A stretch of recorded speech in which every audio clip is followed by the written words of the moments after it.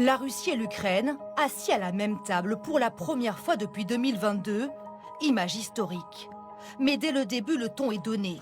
Ukrainiens et Russes entrent par des portes différentes et s'installent face à face sans se saluer. Une rencontre très attendue depuis des jours. Elle débute à 12h40 et tourne court.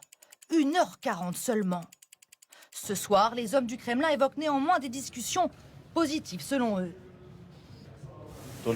Nous venons de terminer et d'une manière générale, nous sommes satisfaits des résultats et sommes prêts à poursuivre les contacts. Les avancées sont minimes. Les deux camps ne sont mis d'accord que sur un point. Un nouvel échange de prisonniers dans les prochains jours, 1000 de chaque côté. En revanche, pas de cessez-le-feu pour l'instant, car la Russie a posé des conditions inacceptables selon l'Ukraine.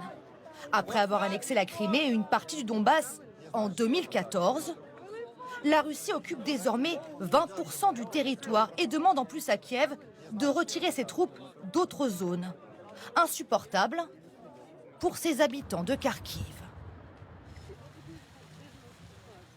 C'est notre terre, c'est chez nous, c'est l'Ukraine.